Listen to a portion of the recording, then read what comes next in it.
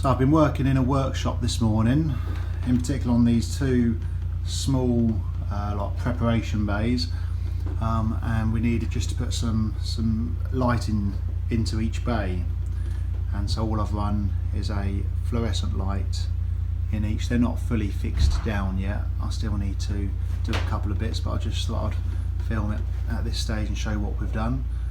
I haven't filmed me doing it because it's just been too awkward to do it. So we've obviously got a light switch for this light switch for that light. Come around here, we've got the original lighting circuit for the 1mm twin earth that was fed from there.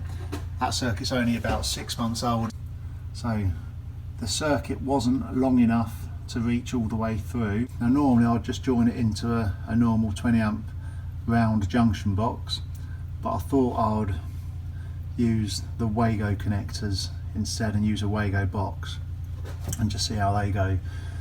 So you've got your, obviously your 3 line neutral and your earth or your CPC, and I have connected those into a couple of Wago connectors.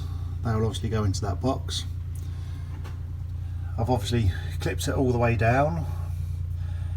If you look in the corner and at the bottom, I've left a considerable loop, and that's just to allow, this is a timber frame building, obviously this is a timber frame cupboard, but the building's also timber frame, and it's quite surprising sometimes how much movement there is in the building, so I never have any of my sort of bends or anything too tight, and it's looped around there.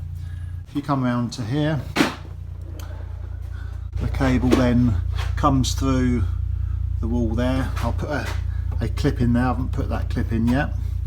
That cable then comes to feed this switch here. So we've got our supply coming in obviously to the top, and then we've got our outgoing line to the actual light, and then I've used the Wago connectors, the 3-gang Wago connectors for the earth and the neutral. The good thing with these particular ones is that you can see the exposed copper coming through, and so you can tell that it's a really good connection in there. We then go around to the other side, and again I've used the same connectors here, albeit they're 2-gang ones, and then that one goes to this light here.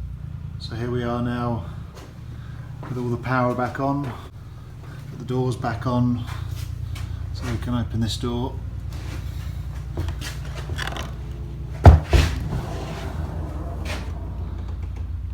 Then I can access the light. There will be a fascia board going across the top here just to hide the base of the light. Can open this one, and again access the switch.